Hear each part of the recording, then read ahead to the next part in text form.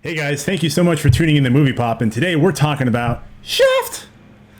Man, Shaft 2019. It's directed by Tim Story, who made such fantastic films as the first Fantastic Four movies, Barbershop, and Taxi.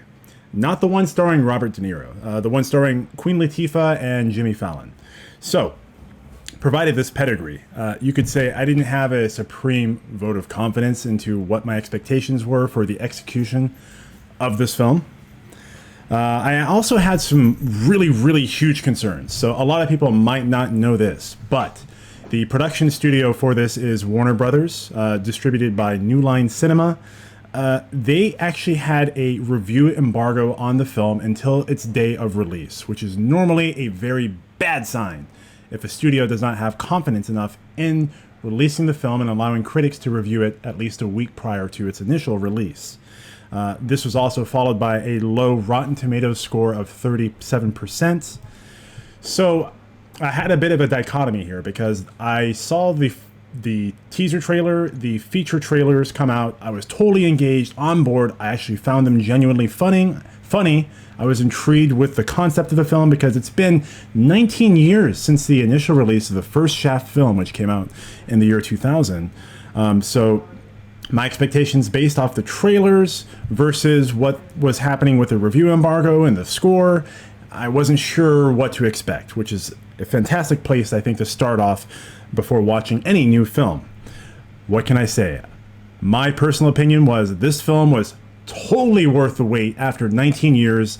The studio really had a fantastic, solid script, solid performances, well executed film that definitely, I think, not only expanded the franchise, but lived up to expectations after 19 years. So, Lawrence, what were your expectations going in and your initial impression of this film? So after just watching the trailer, my expectations were pretty much from the trailer and even the film itself. I expected Samuel L. Jackson's character to, of course, steal the show. He's always very, he's very Samuel L. Jackson, like he is in a lot of his movies. I expected him to steal the show. I was expecting it to actually be really funny. The scenes in the trailer were super funny. I was expecting the movie to be like a laugh out loud comedy. And I was expecting there to be like pretty much a ton of shootouts because that's very kind of standard with the Shaft. I guess those movies are always a lot of shooting and stuff, So those are my expectations. I feel like the film didn't really live up to the expectations of the trailer, in my opinion. I feel like Sam Jackson kind of stole the show, and he wasn't on screen that much. I would say maybe a little bit less than half the film he was on screen, because he's not really the main character, but he's like he's a supporting role to the main character, which is his son. It was definitely funny. I'm not saying this movie wasn't funny, but I found it about at like an average level of comedy. It wasn't like, oh my god, every scene's hilarious. I only found myself laughing maybe once or twice. I guess I'm kind of just I don't know. Some of the stuff just didn't really. I wasn't like super crazy about it. Most of the stuff I laughed at was just Samuel L. Jackson's reactions. Just the way he says, mother effer this, mother effer that, the usual Sam Jackson stuff. And there were actually only like a couple shootouts in the movie. So I was definitely I was a little bit surprised at some of that stuff. There weren't too many.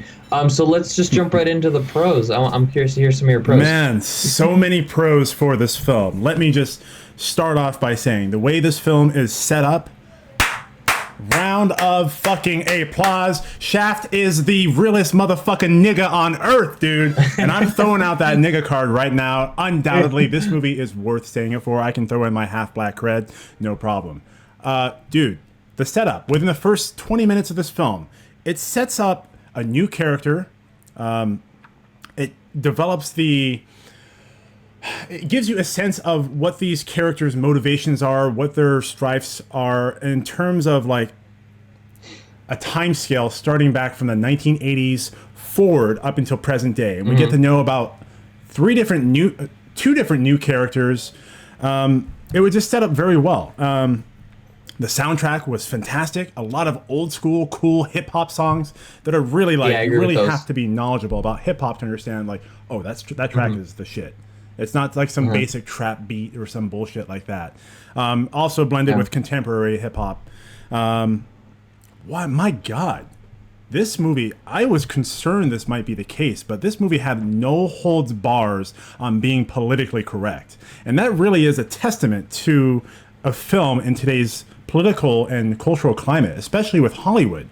They did not give a fuck, you know. But then it was done so Yeah. tastefully, and it was executed with such care. You know, it wasn't like blatantly being overtly like anti-politically correct. You know, it's like I feel like Samuel L. Jackson helps that a Yeah. lot because there'll be a lot of scenes where it seems like it's going that way, and then he's just like, "Oh, just kidding." He's like, "What the hell, motherfucker?" Right. You know? Yeah. yeah. So it a was lot of done that. tasteful. It was done very tastefully. It wasn't Yeah. ragging Yeah, on yeah. like any one generation or like ethnicity or sexual orientation. You know, it kind of like it made like a jab and then it had like a counter Yeah. jab, and it was like it was cool. Right. You know, it was done tongue Yeah. in cheek. I Right, thought I agree with that.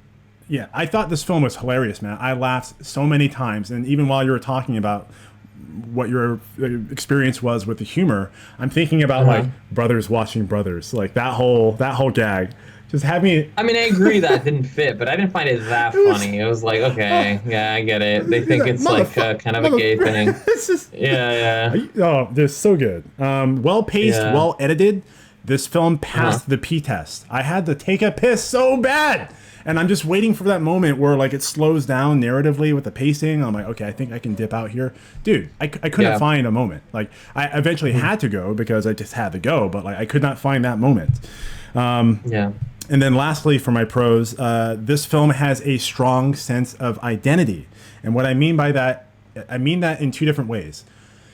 As an intellectual property, in terms of integrating into the whole Shaft lexicon, this film has its own identity because, like you said, this film actually was not very action heavy. It leaned heavily Yeah. into comedy, and I thought that was executed well. So, in terms of identity, in terms of identity for the Shaft property, it stands alone on its own while also paying homage to the films that came before it. But also in terms of identity, I think it really hit trying to talk to its target demographic, which is niggas like me. Didn't resonate with the white man like you, so I'm curious to hear what your pros about this were. Yeah, no, I don't know if it's like I don't know if it's like a race thing or just I don't know why I didn't really feel like I didn't enjoy some of it that much. I mean, I love Samuel L. Jackson. It just he wasn't on screen that much, so it's like I can't say like, oh yeah, he carried the movie by himself because that wasn't the case. But yeah, we're talking about pros here, so. I feel like the story was definitely better than I expected because it's got a lot of twists and turns. Definitely the way it opened, I'm glad you said that, was actually, I didn't realize until you said it, it actually was very strong. I was engaged at the beginning of the movie, very beginning, so that's great. But yeah, like I said many times, Samuel L. Jackson really steals the show for me. I wish he had been on screen more. Every scene he's in, I'm totally there. He plays his part so well. He's just a real treat to see, and I'm really glad they brought back Old Shaft. I wish he had been on the movie longer, but it was just great to see the three of them back together like that. It's just. I don't know. It's just great. I loved it. I love that scene. I love all the scenes they were all in together. So yeah, let's head on into the cons. Why don't you give me some of the cons you had for this? I've only got one con. If any. I've only got one, okay. and it's weird because All right. this con, and I don't know if this has happened in any of our reviews before, but this one con is also a pro. So my Okay. con was with the story. It's not a heavy con, but the story wasn't anything to like ride home about. Like it wasn't like super engaging. Like That's what I have right? here. Like, Yeah. I just started rewatching the original Shaft. Sorry, the 2000 release of Shaft last night. Completely yeah. different film. Like there is, yeah. there's such a palpable sense of tension and suspense building, and you feel like it's very grounded and gritty. And the story is just really, really, really just like I don't know, like gritty and grounded. I feel like.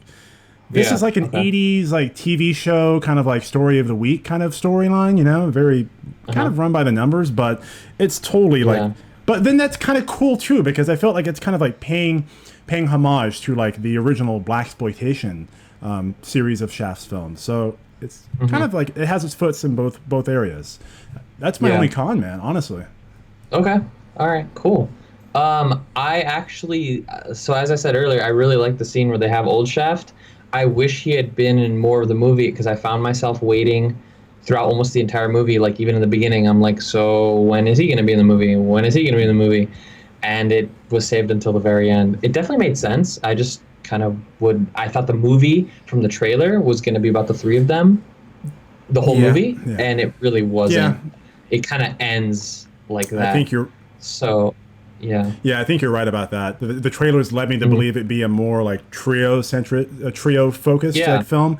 And it definitely leaned heavily more into the lead, who is I forget his name. I think his name is Jesse Usher, who plays John Shaft Jr. I don't know his name. And I was kind of concerned about that because I started noticing like we're really focusing on him specifically for a long time. But immediately, like I was into it. I dug it. I dug his performance. I dug the whole like new spin they want to give on a new generation of Shaft. But yeah, like I kind of I shared that sentiment as well. Yeah. Okay. And then